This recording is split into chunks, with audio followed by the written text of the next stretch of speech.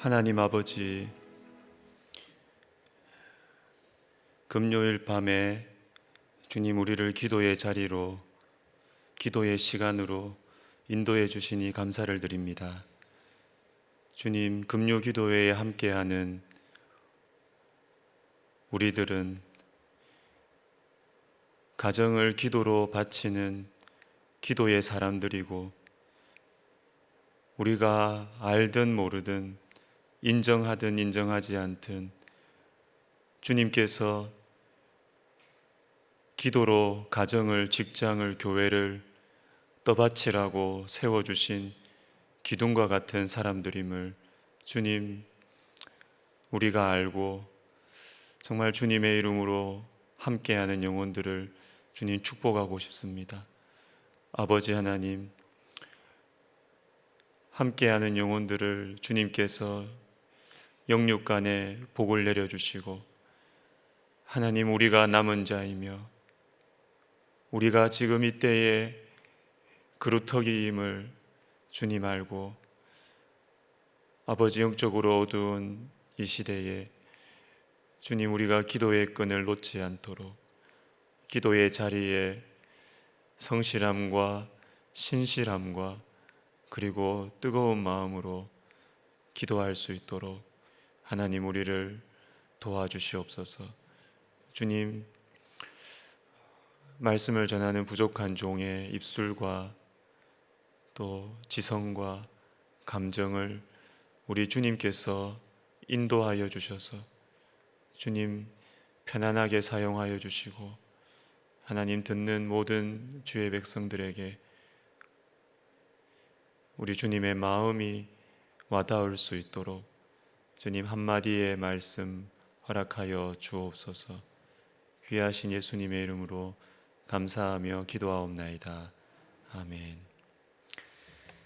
자, 우리 암송하도록 하겠습니다.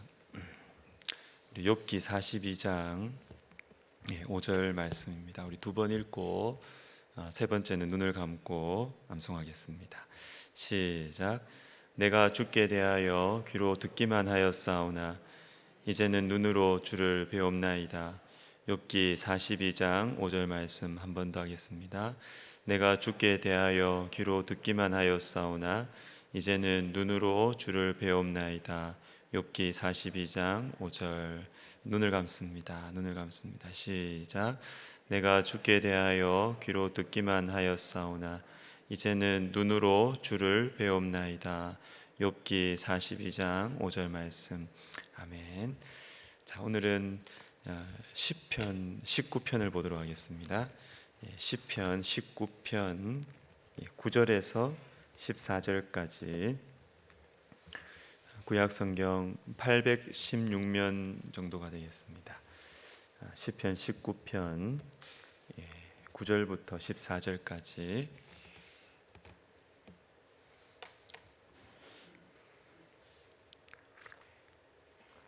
한 절씩 교독합니다.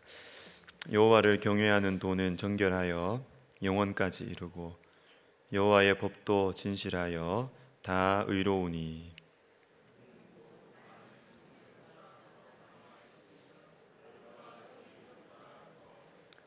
또 주의 종이 이것으로 경고를 받고 이것을 지킴으로 상이 크니이다.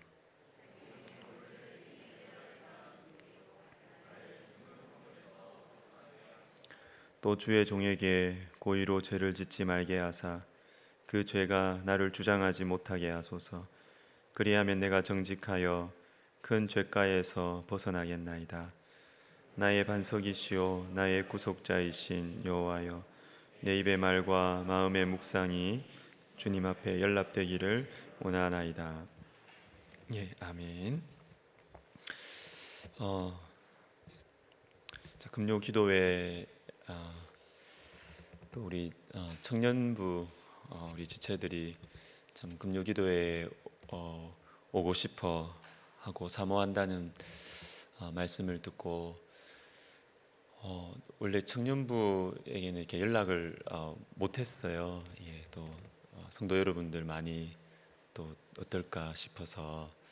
그런데 참 제가 그 말을 듣고 우리 금요기도회를 우리 청년부 형제자매들이 사모한다라는 이야기 듣고 우리 행정 목사님께 우리 청년부 TO 5명 주면 안 될까? 예, 그래서 우리 청년부 TO 5명. 예, 그래서 오늘 2층에 우리 앉아 계시는데 참 마음이 안타깝기도 하고 또 너무 고맙기도 하고 네, 그렇습니다. 지금 현장 예배를 자유롭게 드리지 못하는 이 상황 속에서 또 여러 가지 참 어려움들이 있습니다.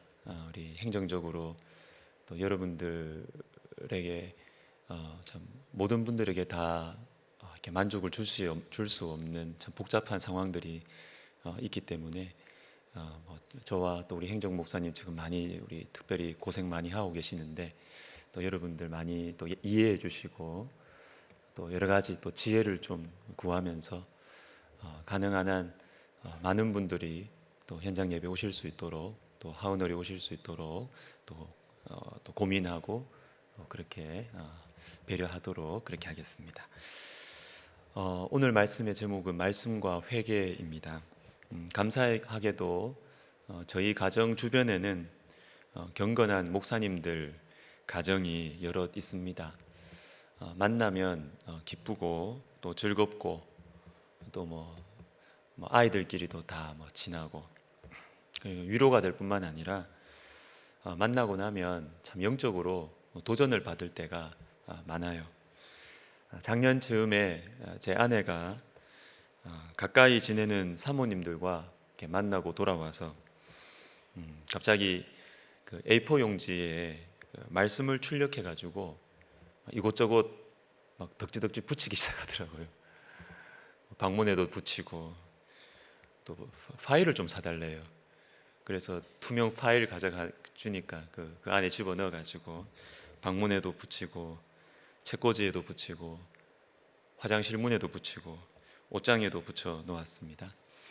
시편 1편 또 시편 19편 전체 그리고 요한복음 4장 13절 14절 로마서 5장 8절 에베소서 1장 17절부터 19절 또 3장 16절부터 19절 또 히브리서 9장 13절부터 14절 저는 그런가 보다 이렇게 싶었는데 최근에는 붙일 때는 잘 안 보이다가 최근에 눈에 자꾸 들어오기 시작합니다. 화장실에 가서 시간을 보낼 때 눈에 보이니까 화장실 문 안에 붙어 있는 그 말씀을 이렇게 묵상을 하게 돼요. 묵상을 하게 됩니다. 그러던 중에 시편 19편 말씀이 아주 새롭게 저에게 다가왔습니다. 물론 시편 17편은 제가 여러 상황에서 여러 번 말씀을 전한 적이 있습니다. 학교에서나 또 우리 교회에서. 그래서 저는 이 말씀을 잘 알고 있다고 저는 그렇게 생각을 했어요. 그런데 이렇게 또 새롭게 이렇게 보이는 것입니다. 특별히 이 시편 19편은 굉장히 풍성한 내용들을 담고 있는데 특별히 제 마음속에는 오늘 본문 이 후반부의 말씀이 굉장히 새롭게 다가왔고 역시 하나님의 말씀은 참 대단하구나 라는 생각을 새삼하게 되었습니다. 먼저 이 시편의 주제를 말씀드리겠습니다. 마지막 절이 이 시편의 목적지 클라이막스입니다. 우리 같이 한번 읽어보도록 하겠습니다. 시작. 나의 반석이시오 나의 구속자이신 여호와여 주님 앞에 연락되기를 원하나이다. 아멘. 내 입의 말과 마음의 묵상까지 주님 앞에 연락된다. 주님께 기쁨이 된다는 거거든요. 사람들이 볼 수 있는 사람들 눈에 보이는 행동들 이게 그냥 주님께 영광이 되고 기쁨이 되고 이 정도 수준이 아니에요. 그게 아니고 아무도 모르는 내 입의 말 아무도 볼 수 없는 내 마음의 묵상까지도 하나님께 기쁨이 되었으면 좋겠습니다. 이게 이 시편의 주제입니다. 저와 여러분에게도 참 이런 마음의 소원이 있었으면 좋겠습니다. 그런데 여러분 이 말씀을 이렇게 보면서 이렇게 오해하지 않으셨으면 좋겠습니다. 말과 마음까지도 하나님께 기쁨이 되기를 원한다라는 것이 하나님 무서워가지고 하나님 앞에 이거 잘못하면 벌 받는데 말 잘못하고 이 생각 잘못하면 하나님 앞에 벌 받는데 그러니까 이런 식의 생각을 가지고 하는 게 아니에요. 만약에 그렇게 한다면 하나님 무서워서 벌벌 떨면서 그렇게 말 조심하고 생각을 조심한다면 사람들에게는 모범생으로 보일 수 있어요. 사람들에게는 신앙 좋은 사람으로 보일 수 있을지 모르지만 여러분, 입의 말까지 하나님께 기쁨이 되겠습니까? 마음의 묵상까지 하나님께 기쁨이 되겠어요? 속으로는 하나님 무서워하고 하나님 막 짜증내 하면서 왜 이렇게 나를 감시하시냐고 속으로 막 그렇게 생각하면서 겉으로만 경건하게 살아간다고 해서 중심을 보시는 하나님 앞에 기쁨이 되겠습니까? 그건 아닙니다. 될 수가 없어요. 그럼 어떻게 해야 이 시편 19편의 이 간절한 소원이 우리에게 이루어지게 될까요? 주님을 정말로 믿는 것입니다. 주님을 정말로 의지하는 것이고요. 주님을 정말로 알고 주님을 정말로 사랑하는 것입니다. 예를 들면 이런 것입니다. 마음에 유혹이 찾아올 때 우리는 유혹 없이 살아갈 수가 없어요. 우리는 인간입니다. 우리는 하나님이 아니에요. 이 사실을 고백하는 것이 참 중요하다는 생각이 제가 최근에 들었어요. 나는 인간이다. 우리는 인간이다. 우리는 하나님이 아니다. 이 사실을 고백하는 것이 얼마나 중요한가. 제가 지난 주일 오후에 이 생각이 딱 들었어요. 여러분, 우리는 유혹 없이 살아갈 수가 없어요. 유혹이 찾아올 때 안 그런 척 하지 말고 있는 그대로 하나님께 말씀을 올려드리는 거예요. 내 마음 있는 그대로 말해드리는 거예요. 주님, 제 마음이 이상해요. 주님, 제 마음이 자꾸 흔들려요. 도와주세요. 이렇게 있는 그대로 내 마음을 주님 앞에 말씀드릴 때 그때 주님께 기쁨이 되는 것입니다. 내 입술의 말과 마음의 묵상까지. 그러나 또 유혹에 넘어가 버려서 죄를 지어버렸을 때도 있지요. 우리는 그럴 때도 있습니다. 그러나 그때에도 다윗처럼 주님 용서해 주십시오. 저의 죄를 지워주십시오. 이렇게 기도하는 것이에요. 죄를 짓고 나서 이 죄를 내 행동으로 보상하려고 더 열심히 하고 더 교회 봉사 열심히 한대요. 제가 최근에 어떤 청소년 이렇게 크리스찬 청소년들 성교육에 대한 전문가의 책을 하나 읽었는데요. 다 그런 건 아니고요. 교회에서 막 열심히 하고 열심히 막 찬양팀하고 열심히 하는 아이들 중에 실제로 성적으로 죄를 범한 아이들이 그렇게 많이 안 돼요. 왜? 죄책감을 감추기 위해서. 죄책감을 감추려고 교회에서는 더 열심히 하는 거예요. 주님께 기쁨이 되겠습니까, 여러분? 그것보다는 오히려 주님, 제가 참 잘못했습니다. 저는 이런 인간입니다. 저의 죄를 지워주세요. 이렇게 하는 것이 주님께 훨씬 기쁨이 되고 주님께 연락되는 것입니다. 여러분, 내 입의 말과 마음의 묵상이 주님께 기쁨이 된다라는 것은 규칙을 철저하게 지키는 것이 아니에요. 그게 아니고 하나님을 사랑하는 것입니다. 하나님을 사랑하는 것이 하나님을 정말로 아는 것입니다. 하나님과 영적인 교제가 활짝 열려 있는 것이에요. 두 번째, 이 시편의 구조를 보겠습니다.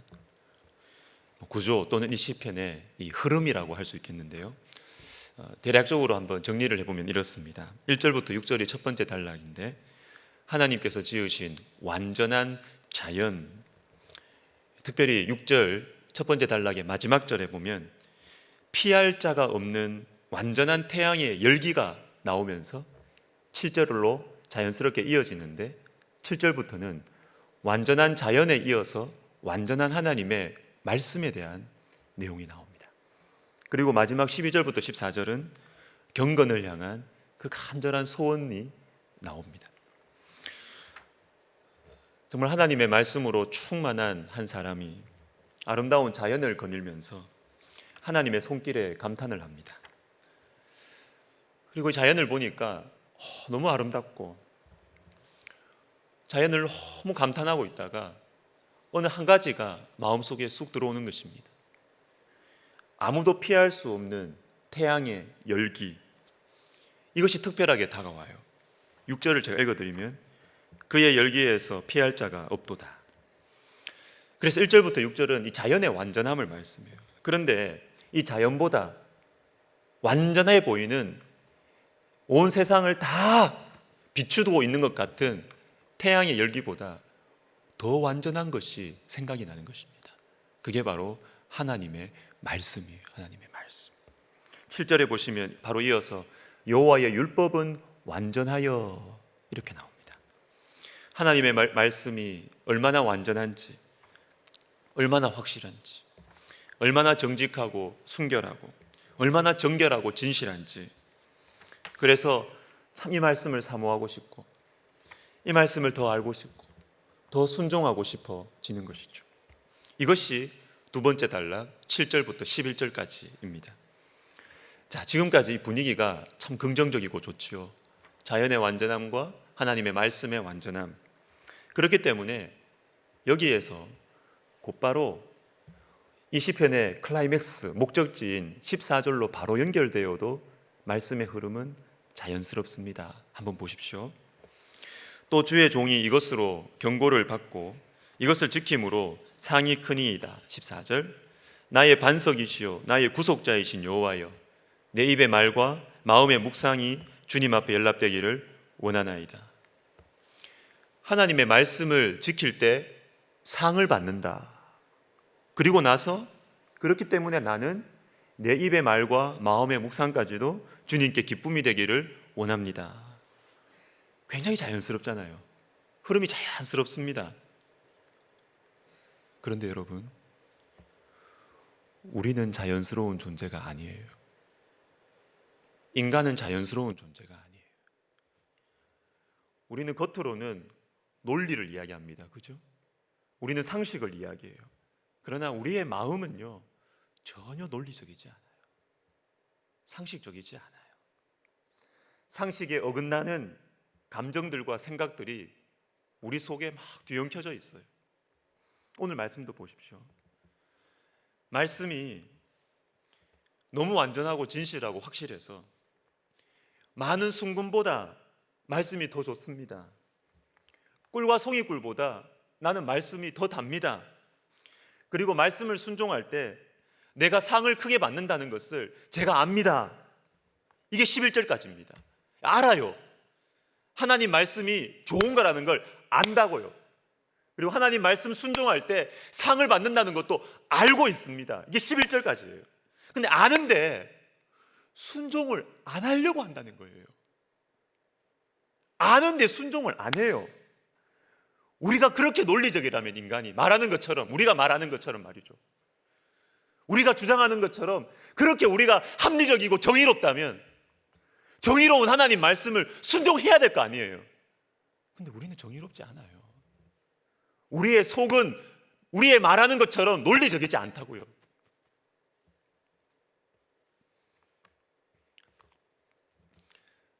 우리가 자연스러우면 얼마나 좋겠습니까?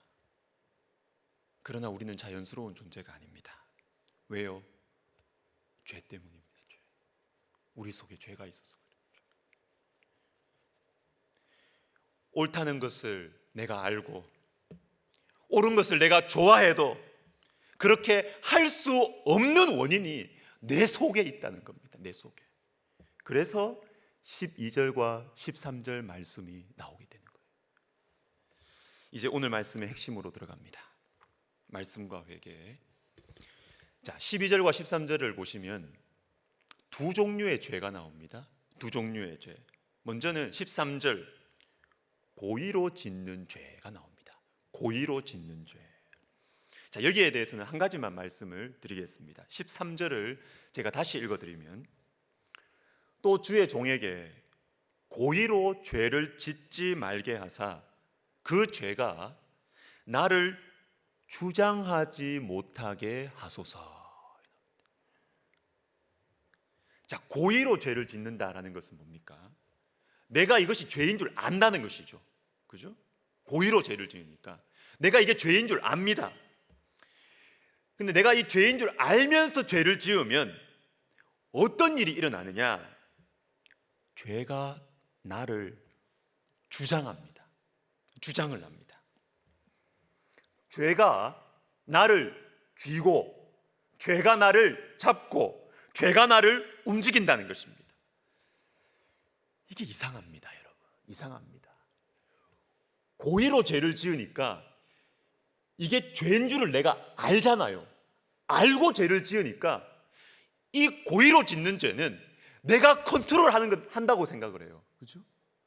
내가 죄인 줄 모르고 죄를 지으면 이건 내가 컨트롤 안 되는 거예요. 그러나 고의로 짓는 죄는 내가 죄를 주장한다고 생각하고 죄를 짓습니다. 그죠? 내 손으로 죄를 짓고 내 입술로 죄를 짓고 내가 죄를 짓는데, 그런데 알고 짓는 이 고의로 짓는 죄를 계속 지으면 이상하게도 죄가 나를 주장하게 됩니다. 이걸 잘 보여주는 말씀이 로마서 6장 16절입니다. 우리 같이 읽겠습니다. 시작. 너희 자신을 종으로 내주어 받는 자의 종이 되는 줄을 너희가 알지 못하느냐? 혹 죄의 종으로 사망에 이르고 혹은 순종의 종으로 의에 이르느니라. 아멘. 순종함을 받는 존재의 종이 되어버린다. 이게 영적인 법칙이라는 것입니다. 죄에 순종을 하면 내가 그걸 특별히 알고 죄를 아는데도 죄를 지으면 죄가 나를 주장해요. 내가 죄의 종이 되어버린다라는 것입니다. 내가 죄를 멈추지를 못해요. 내 입술로 험담하고 내 눈으로 이상한 것 보고 내 발걸음으로 이상한데 내가 찾아가는데 횟수가 거듭되면 나도 모르게, 나도 어쩔 수 없이 이상한 것을 보고 이상한 데로 가고 안 좋은 말을 하는 거예요. 시간이 지나면 죄가 나를 주장하는 것입니다. 그러면 어떻게 할까요? 고의로 짓는 죄는 어떻게 해야 되겠습니까? 피해야 돼요. 고의로 짓는 죄는 피해야 돼요. 디모데후서 2장 22절을 보시면, 또한 너는 청년의 정욕을 피하고, 정욕이 죄라는 사실은 다 압니다. 다 알아요.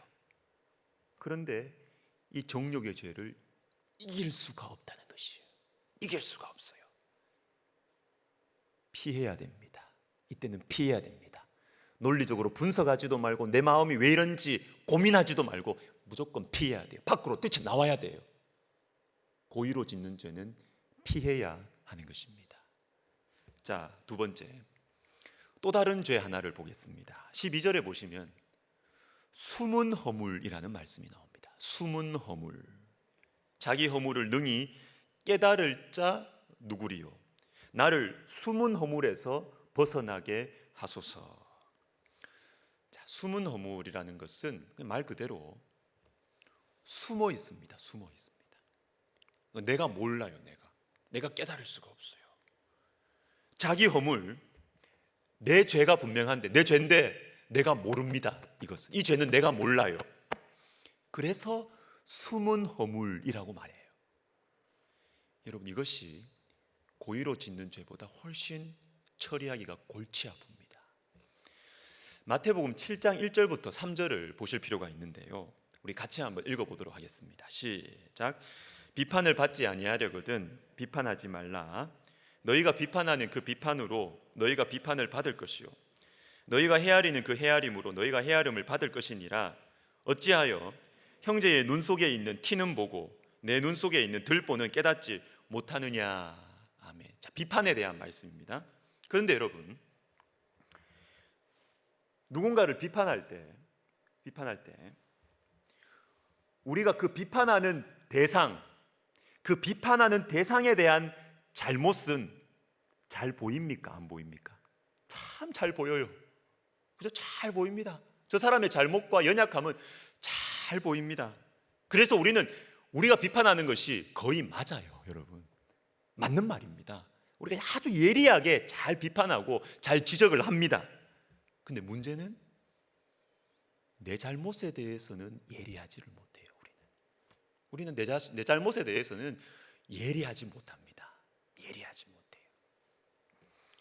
이게 멀리 있는 일이 아닙니다.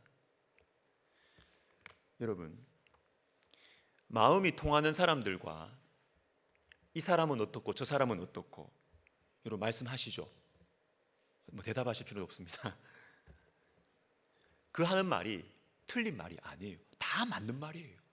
다 맞는 말이라고. 자, 근데 제가 질문을 하나 던져보겠습니다. 여러분께 질문 던져보겠습니다. 우리 자신에 대해서도 다른 사람들이 이렇다 저렇다 말을 할까요? 안 할까요? 합니다, 여러분. 안 들리는 게 천만다행이지. 우리도 우리에 대해서 누군가는 막 이렇게 비판하고 있어요. 우리한테 말을 안 해서 그렇지. 우리 자신도 잘못이 많고 허물이 많아요. 자, 예를 들어 보겠습니다. 누가 봐도 참 못됐어요. 누가 봐도 너무 이기적이고 교만한 사람이 있다고 가정해 봅시다. 자, 그 사람이 자기 친한 친구에게는 나쁜 사람일까요? 좋은 사람일까요?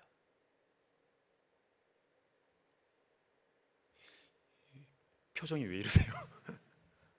친한 친구에게는 그 못됐고 이기적이고 교만하고 악한 사람이 친한 친구에게는, 그리고 자기 가족에게는 착한 사람일까요? 나쁜 사람일까요? 착한 사람입니다. 착한 사람이에요.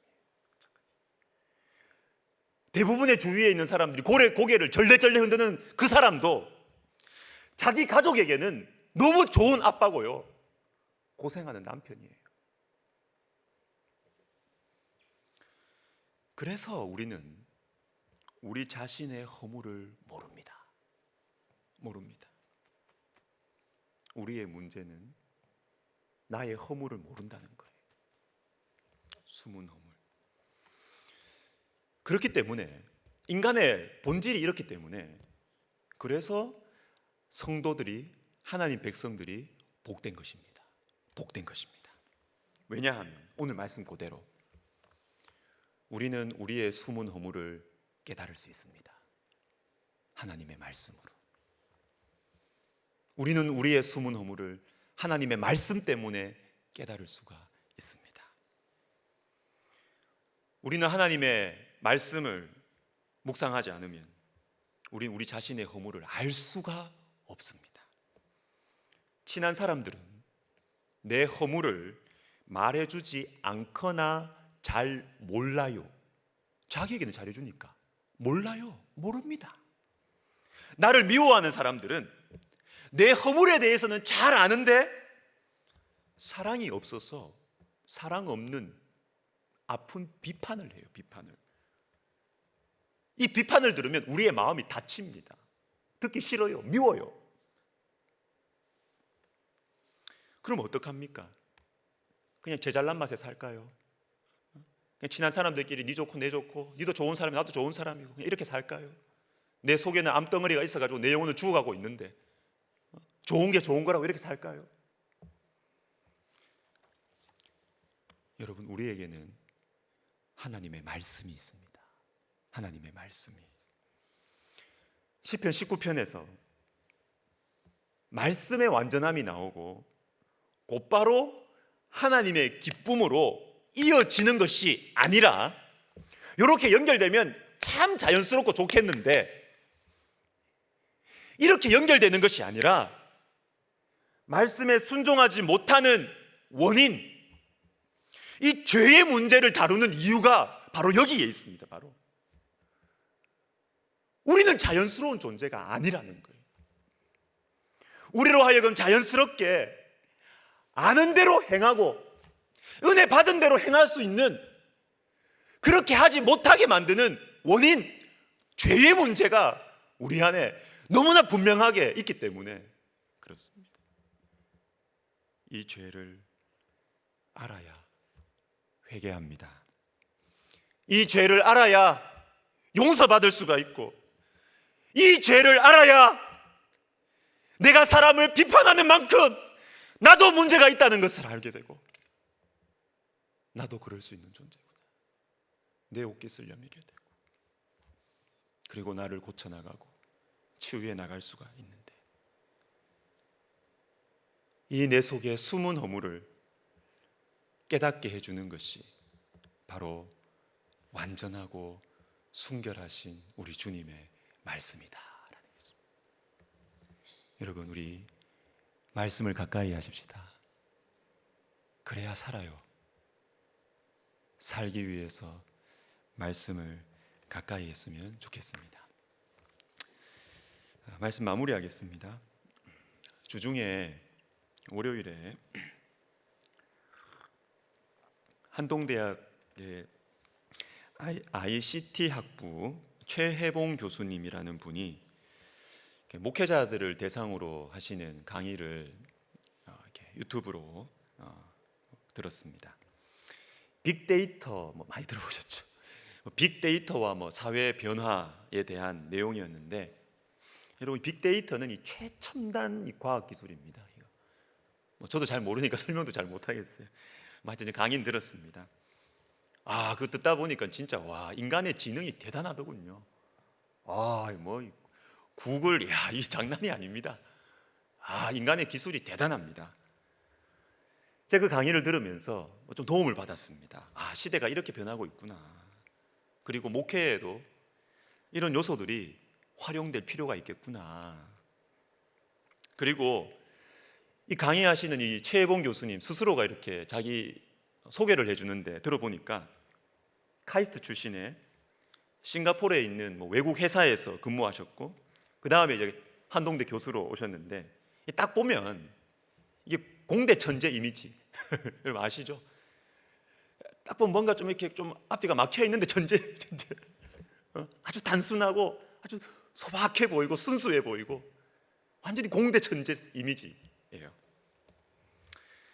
근데 제가 강의를 이렇게 처음부터 끝까지 쭉 들으면서 제 마음을 이렇게 멈추게 한 대목이 있었어요.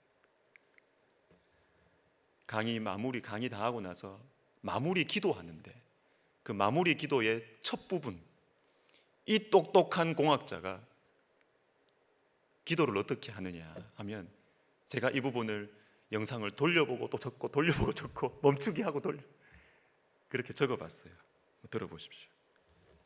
주님, 인간은 매우 똑똑하고 우수해 보이지만 그 속을 들여다보면 아픔이 있고 외로움이 있고 죄가 있으며 어디로 가야 할지 알지 못하는 헤매는 마음이 있습니다.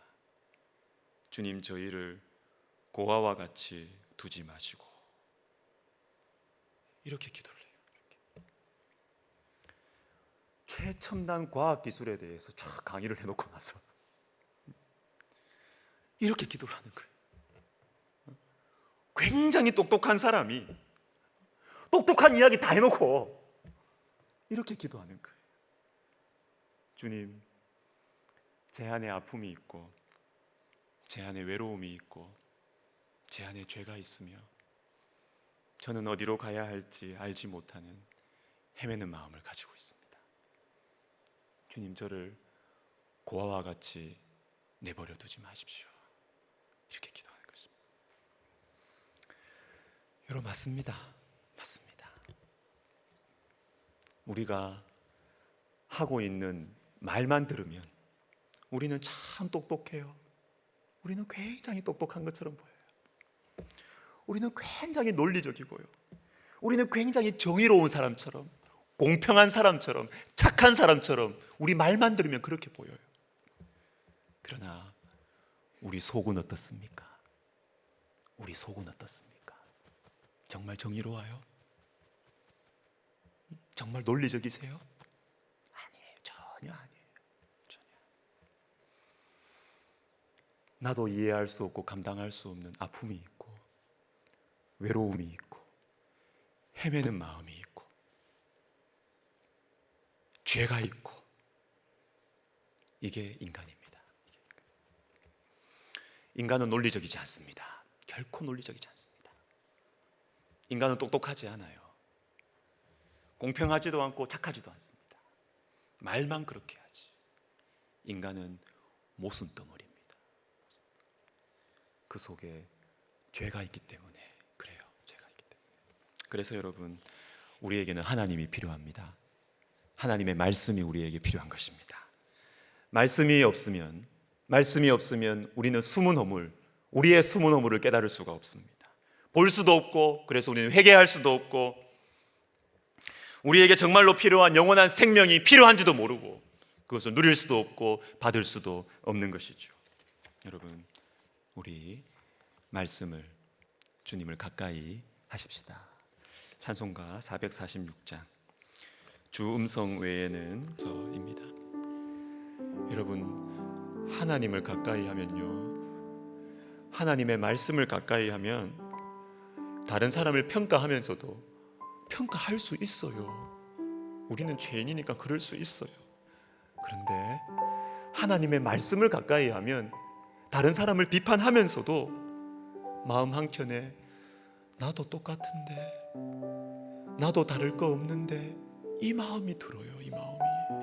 이 마음이 들어요. 나는 마치 하나님인 것처럼 그런 마음이 안 든다고요. 나도 똑같은데, 나도 그럴 수 있는데. 여러분, 이것이 바로 성도의 특권입니다. 내가 어떤 존재인지 아는 것이죠. 그래서 안전한 것이, 우리 시간 기도할 때 주님, 제가 하나님과의 관계를 소중하게 여기게 하옵소서. 하나님의 말씀을 가까이 하게 하옵소서.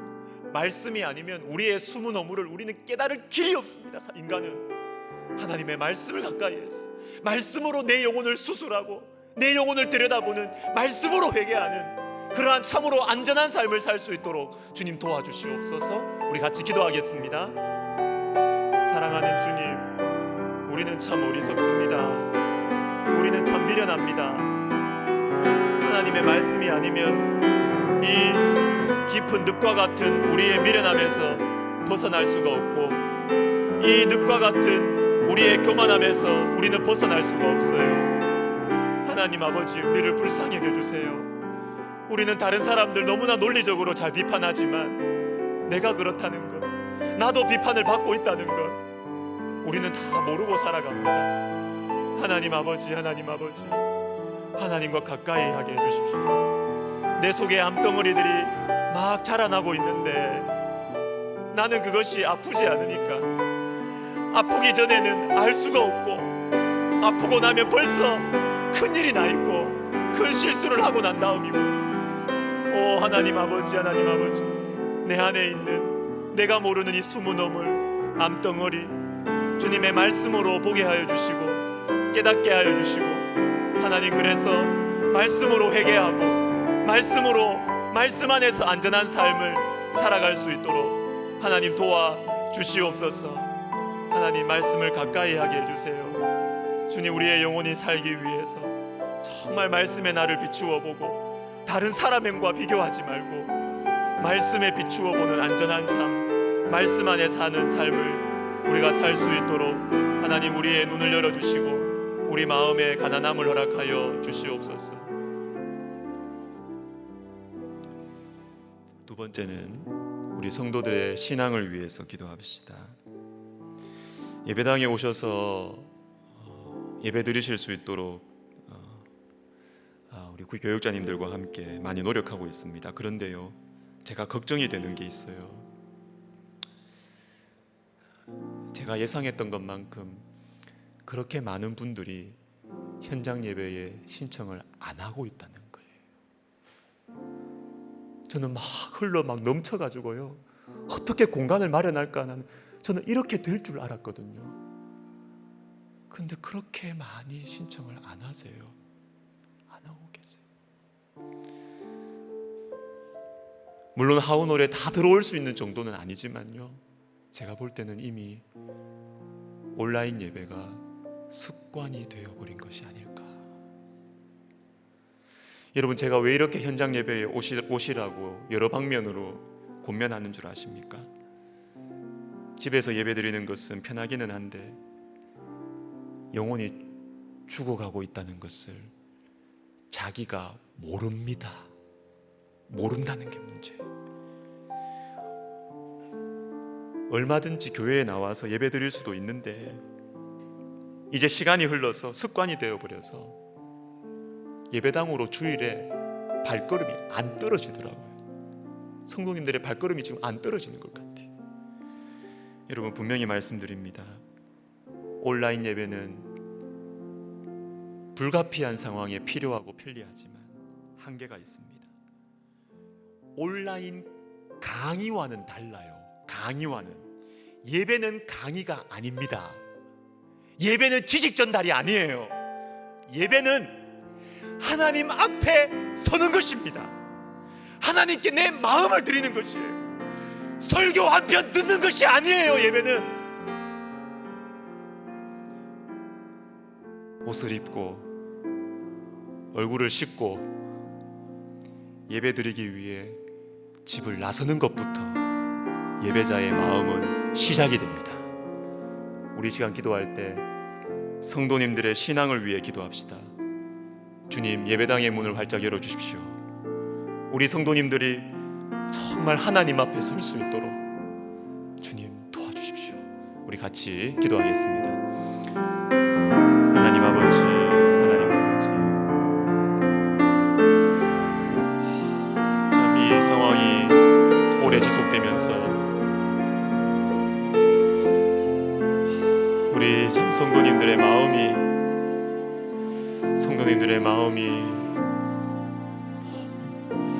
무디어져 가고 있고, 참 너무 마음이 예배당으로 발을 뗄 수가 없는, 예배 드릴 수 있는 여건이 되어도, 예배 드릴 수 있는 여건을 마련해도 발걸음이 옮겨지지 않는 하나님 아버지, 그런 상황으로 지금 변해가고 있습니다. 아버지여, 아버지여, 아버지여, 우리를 불쌍히 여겨주시고 우리의 영혼이 우리 자신의 문제를 알게 하여 주시고, 지금 우리가 하나님과의 관계가 막혀 있다는 것을 내가 모르고, 내 속에 지금 참 심각한 일이 일어나고 있다는 것을 내가 모르고 편안과 편리함을 찾고 있는 하나님, 우리들, 주님이여, 우리의 영혼을 주님께서 깨워주십시오. 우리의 영혼을 부수어 주십시오. 하나님 아버지, 하나님 아버지, 하나님 아버지, 우리의 영혼을 깨워주십시오. 우리의 영혼을 부수어 주십시오. 하나님 아버지, 우리의 영혼을 깨워주십시오. 우리의 영혼을 부수어 주시옵소서. 하나님 아버지, 그래서 우리 성도님들이 정말 저마다 현장 예배에 오고 싶었어. 마음의 간절한 소원을 가지고 신청하고, 또 교회에서도 더 많은 공간을 기쁨과 즐거움으로 열어드리고, 하나님, 그렇게 우리가 와서 하나님 아버지, 정말 주님 앞에서는 설교 한 편 듣는 지식 전달의 시간이 아니라 정말 주님 앞에 서게 되는, 주님 앞에 중심을 드리는 하나님 아버지 예배자가 되게 하여 주시옵소서. 하나님 도와주십시오. 우리 성도님들의 영혼을 주님 불쌍히 여겨 주십시오.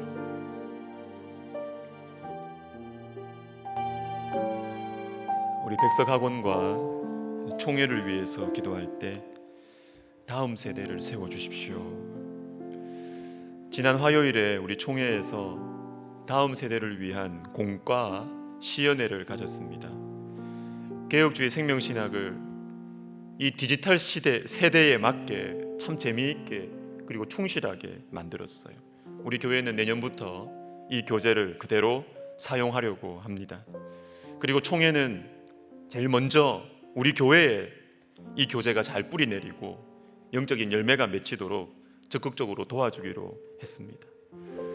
저는 참 담임 목사로서 너무 고마웠어요. 참 고마웠어요. 여러분, 우리 기도합시다. 아이들에게 예수님을 전해줄 수 있도록 주님 우리에게 은혜를 주옵소서. 우리에게 지혜를 주옵소서. 우리의 가슴이 식지 않게 해주십시오. 제 마음에 이번 주에 안타까운 마음이 들어서 우리 교육부 사역자분들에게 했어요. 이번 주 대예배는 교육부서 선생님들은 그 교육부서 예배 공간에 주인공들이 없는 그 빈 공간에 선생님들이 그 자리에서 화면으로 예배 드리시라고, 예배 드리고 나서 눈물로 통곡하면서 기도하시라고, 주인공이 없는 아동부 애들이 없는 아동부실, 영아부 애들이 없는 영아부실에서 선생님들이 예배 드리면서 그 아이들을 그리워하면서 통곡하시면서 기도하시라고 그렇게 부탁드렸어요. 왜요? 교사들의 마음이 식으면 안 되거든. 선생님들의 마음이, 사랑이 식으면 안 되거든요. 여러분, 우리 시간 기도할 때 하나님 아버지, 우리 총회 이 귀한 공과를 사용해서 우리 주님께서 우리 교회의 교육부서를 일으켜 주시고 선생님들의 마음을 뜨겁게 해주시고 하나님 다음 세대를 일으켜 주십시오. 우리 같이 한번 기도하겠습니다. 하나님 아버지, 하나님 아버지, 하나님 아버지, 다음 세대가 점점 줄어들고 있습니다. 아버지요, 아버지요, 우리 다음 세대 아이들 교회 못 오고 있습니다. 하나님 아버지, 하나님 아버지, 교사 선생님들도 아이들을 잊어가고 있습니다. 아이들의 영혼에 대해서 안타까워하는 마음이 식어져 가고 있습니다. 그 열정이 식어져 가고 있습니다. 하나님 아버지, 기도가 식어져 가고 있습니다. 아버지요, 우리 선생님들에게 사랑을 주십시오. 열정을 주십시오. 마음에 안타까운 마음을 주십시오. 통곡하게 해주십시오. 주인공들이 없는 그 공간에서, 그 횡한 공간에서 예배를 드리면서 하나님 아이들이 뛰어노던 그 모습, 아이들이 율동하던 모습, 아이들이 찬양하는 모습이 떠오르게 하시고 아버지 하나님 비전으로, 환상으로, 회복되는 영상으로 하나님 아버지 보이게 하여 주시옵소서. 하나님 아버지, 함께 모여서 짧은 시간이지만 같이 기도할 때 우리 주님께서 꿈과 환상을 보여주시기를 원합니다. 하나님, 사역자들의 심령 속에 하나님 아버지의 꿈과 비전을 주시고 아버지, 우리 교사 선생님들의 마음 속에 하나님 아버지 비전을 허락하여 주시옵소서. 열정을 주시옵소서. 그 가슴이 식지 않도록 우리 하나님 도와주시옵소서.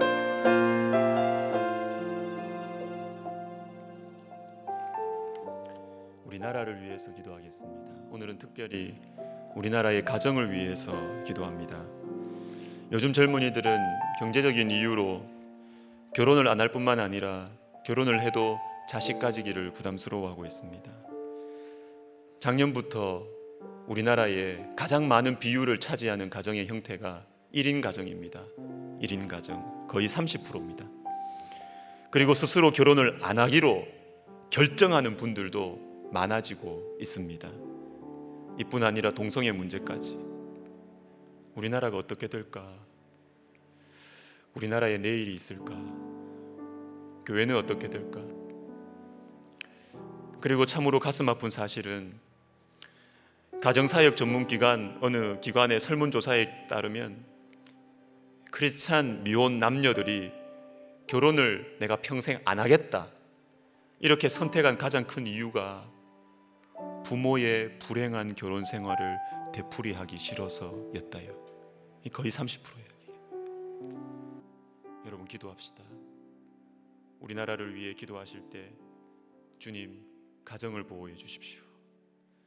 하나님께서 가정을 세우시고 귀하게 여기시는데 주님, 우리나라의 가정이 무너지고 있습니다. 가정을 보호해 주시고 또 가정을 세워가는 교회가 되게 하여 주시옵소서. 기도하겠습니다. 하나님 아버지, 하나님 아버지, 우리나라를 위해서 기도합니다. 우리나라의 미래를 위해서 기도합니다. 내일을 위해서 기도합니다. 하나님께서 세우신 너무나 중요한 두 기관, 교회와 가정, 하나님 아버지, 가정이 무너지고 있습니다. 교회도 무너지고 있어요. 하나님 아버지, 하나님 아버지, 하나님 아버지, 주님, 내일이 없는 것 같아요. 내일이 없어지는 것 같아요. 미래가 없어지는 것 같습니다. 하나님 아버지, 이 한반도에 사람이 없어지는 것은 아닐까요? 하나님, 교회에 사람이 없어지는 것은 아닐까요? 하나님 아버지, 하나님, 가정을 세워주세요. 주님, 우리에게 정말로 경건하고 행복한 가정의 아버지 안의 모습들이 우리 교회 안에서 회복되고, 하나님, 그래서 가정 가지기를 소원하고 꿈꾸고 기대하고 믿음의 가정, 경건한 가정 이루기를 소원하는 그러한 비전이 우리 가운데 일어나게 해주시옵소서. 하나님 아버지, 하나님 아버지, 주님 도와주세요. 주님, 가정을 세워주세요. 가정을 세우는 우리 교회가 되게 해주십시오. 하나님, 제가 잘 모르겠습니다. 어떻게 세워야 될지, 하나님, 무엇을 해야 될지 잘 모르겠습니다. 하나님, 가르쳐 주십시오. 하나님, 저에게 지혜를 주십시오. 하나님, 돕는 사람들을 허락하여 주십시오. 하나님 아버지, 어떻게 해야 될지 주님 가르쳐 주십시오. 하나님, 도와주십시오. 하나님 아버지, 하나님, 돕는 손길을 허락하여 주세요. 주님, 도와주십시오. 주님, 도와주십시오. 주님, 도와주십시오. 하나님 아버지, 도와주십시오.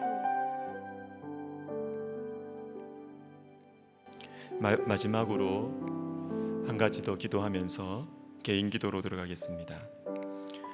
금요기도회에 함께 하시는 우리 모두는 우리가 인정하든 인정하지 않든 가정을 기도로 붙들고 있는 사람들이에요. 붙들고 있는 사람들. 직장을, 그리고 우리 교회를 기도로 붙들고 있는 사람들이 저와 여러분들입니다.